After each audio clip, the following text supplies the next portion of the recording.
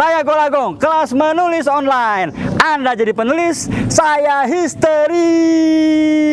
Sekarang episode setting lokasi di Muara Binuangen, Banten Selatan.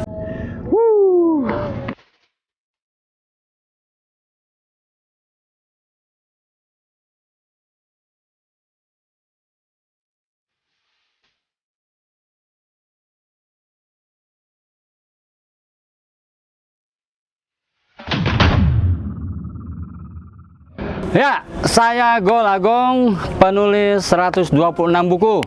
Sekarang sedang ada di Binuangen, ini muara Sungai Ciujung kayaknya ya. Nah, saya ingin memberitahu bahwa setting lokasi itu sangat penting dalam menulis novel. Saya bicara novel ya. Di dalam novel itu hal-hal pentingnya, tokoh harus dominan, itu ya. Lalu setting lokasi harus ditentukan semenarik mungkin. Dalam sebuah novel, setting lokasi itu tidak boleh satu. Kalau satu bosan.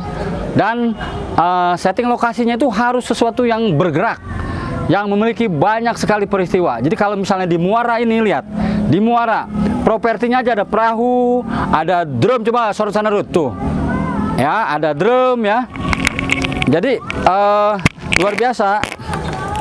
Perahu, para nelayan, ini tambang-tambang yang diikat, kemudian sungai, nanti ada perahu-perahu kecil. Jadi jangan lokasi itu di ruang dapur, di meja makan. Boleh di situ, tapi harus ada setting lokasi yang betul-betul berbicara. Misalnya kalau menulis novel 10 bab misalnya. Nah, di dalam 10 bab itu usahakan setting lokasinya itu ya 10 setting lokasi yang bergerak tadi dengan kompleksitasnya. Misalnya di mana?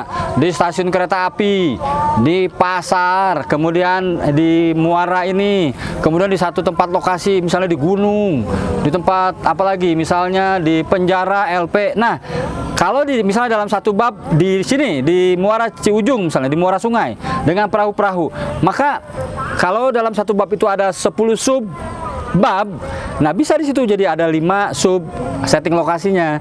Kalau ini sekarang misal di perahu, bisa aja nanti ada pindah ke dalam rumah. Tapi main lokasi utamanya di satu bab itu adalah lokasi-lokasi yang tadi saya bilang bergerak ceritanya, sehingga setting lokasi itu bisa menguatkan cerita para tokoh. Nah, kalau misalnya setting lokasinya di muara atau di ini di perahu, maka si karakter utamanya ya kalau tidak saudagar kapal, atau misalnya dia anak dari saudagar kapal, atau dia sedang traveling pindah ke satu kota. Nah, hal seperti itu jadi tetap harus terhubung. Jangan cuman setting lokasi itu tempelan seperti itu. Nah, ingat, setelah itu setting lokasi, hal-hal lainnya yang bisa menguatkan apa? Kulinernya. Kalau si tokohnya ada di perahu, berarti kulinernya ikan laut misalnya. Lalu apalagi yang bisa mendukung cerita itu? Berarti kalau di sungai, apakah ada yang sedang mandi? Nah, itu larinya ke persoalan antropologi dan sosiologi. Mandi di sepanjang sungai misalnya. Nah, itu biasanya setting lokasinya ada di Kalimantan, atau sedang mancing, seperti itu ya. Nah, selain kuliner tadi, selain tradisi dari orang-orang yang tinggal di pinggir sungai, juga ada hal lainnya. Misalnya apa lagi?